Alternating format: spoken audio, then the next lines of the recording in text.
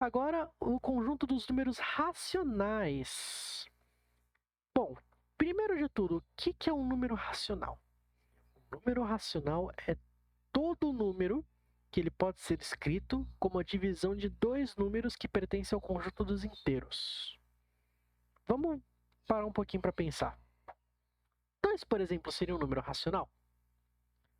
Bom, eu consigo achar dois inteiros que se eu dividir um pelo outro, dá 2? Sim, porque 6 dividido por 3 é igual a 2. 6 é inteiro, 3 é inteiro, 6 dividido por 2 dá 2, então 2 é racional. Cabe na nossa definição. 0,5 é um número racional? Sim, porque 1 dividido por 2, se eu tenho um objeto e quero dividir por duas pessoas, dá meio para cada, certo? 1 é inteiro, 2 é inteiro. Então, meio é racional. 0,333333, indo até infinito, é um número racional? Sim, é um número racional, porque eu posso pegar dois inteiros, por exemplo, menos 1, dividir pelo 3, e ele vai dar igual a menos 0,3, opa, 33333, deixa eu só apagar e fazer de novo.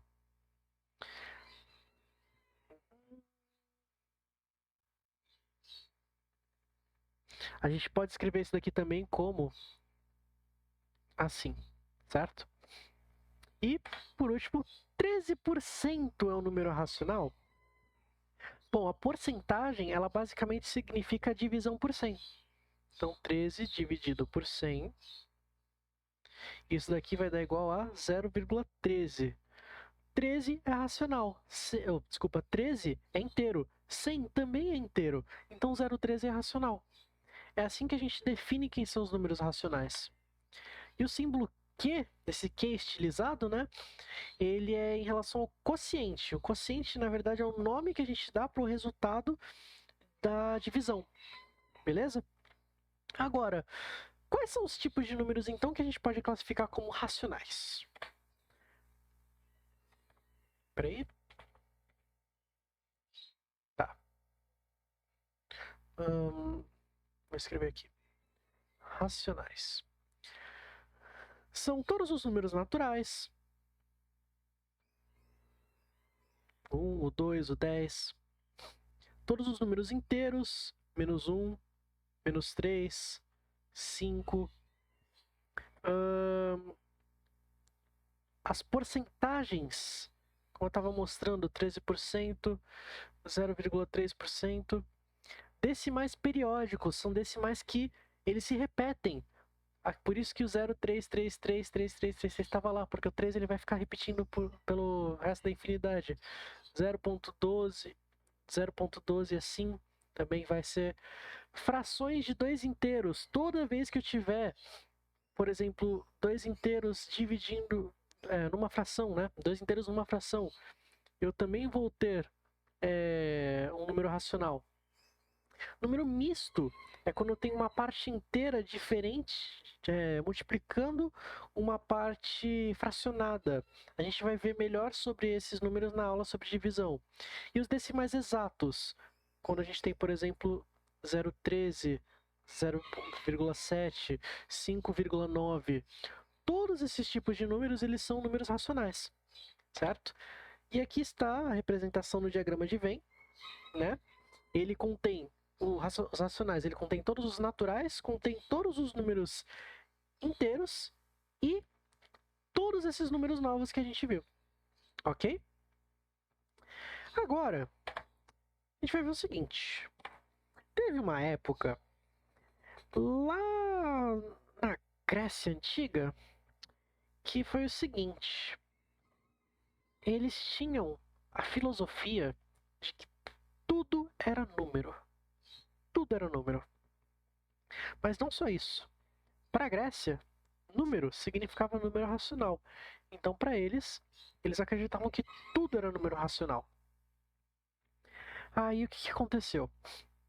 Pitágoras, ele era um grande professor, mestre dali, né?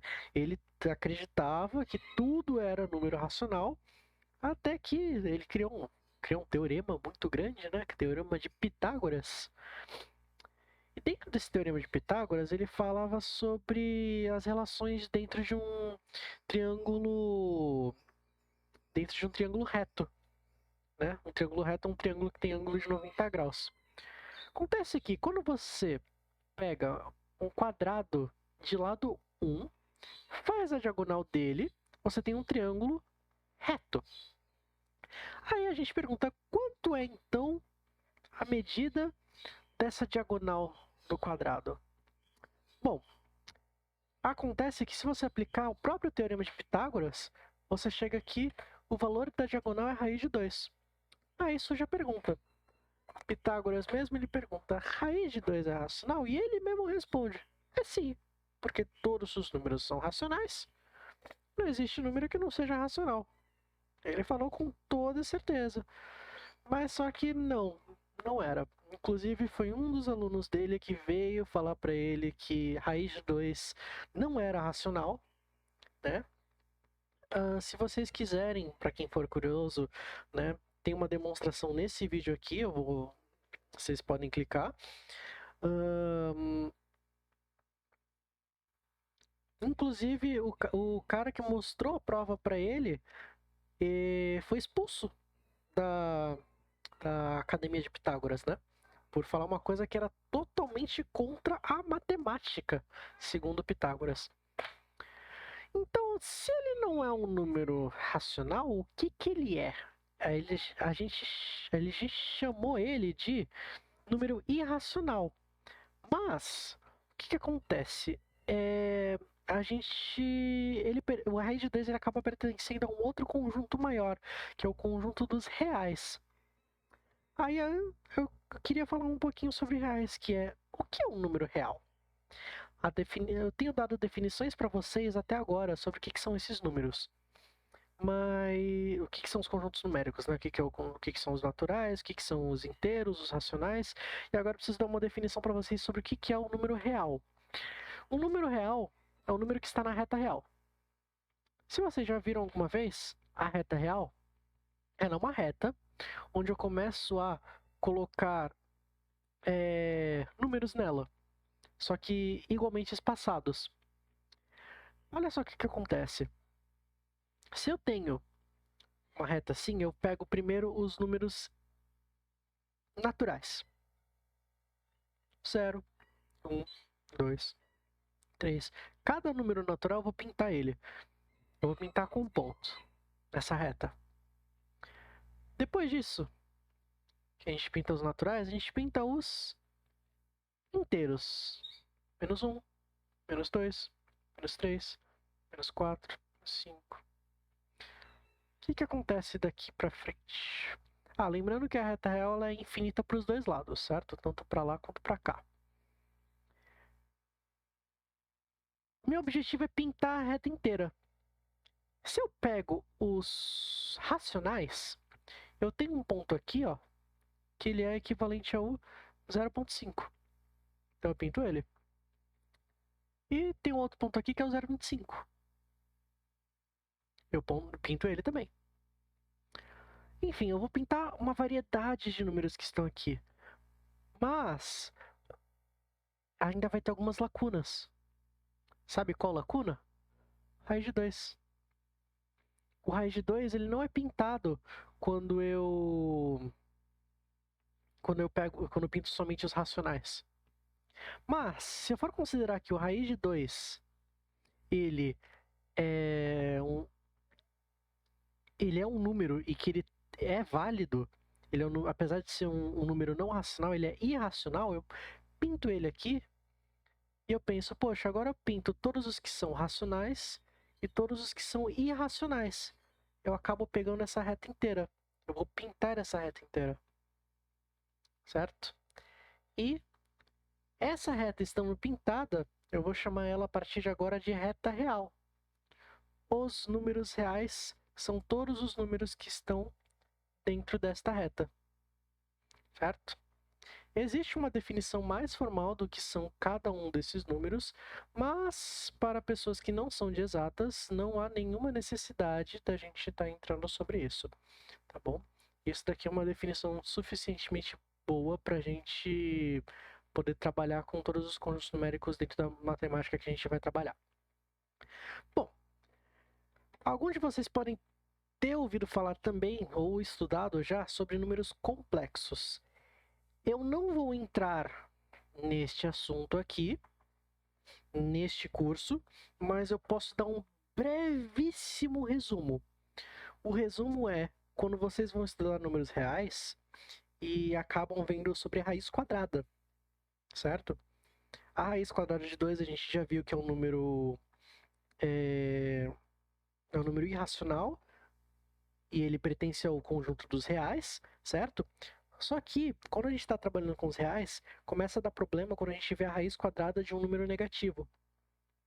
Quando a gente vai estudar os complexos, a gente não trata isso daqui como um erro ou como uma coisa impossível de se resolver. A gente simplesmente trata isso daqui como I.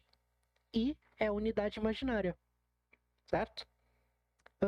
Eu não vou me aprofundar muito nisso, muito mais além disso, mas eu separei um pouquinho de. Como se fosse um cronograma de estudos, caso vocês queiram pesquisar para o Enem ou vestibular, certo? Que consistiria em definição de números complexos, representação de um complexo no plano de Gauss, conjugado de um número complexo, operações básicas com números complexos, potências de I. Muitas dessas coisas aqui elas vão precisar um pouco de produto notável, certo?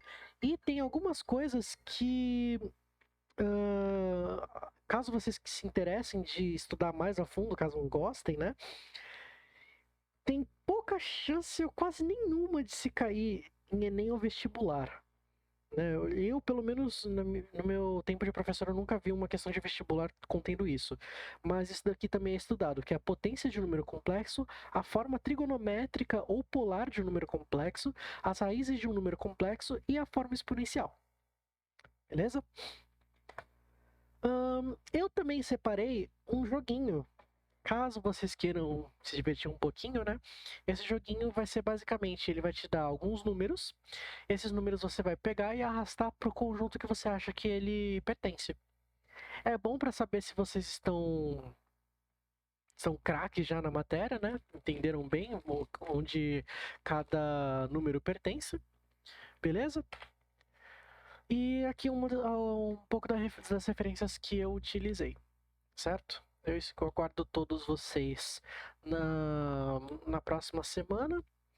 Aliás, na próxima semana não, na monitoria de sábado, né? E nas outras monitorias que vão haver também. Eu agradeço por terem me ouvido e, como sempre, eu espero que todos vocês tenham bons estudos.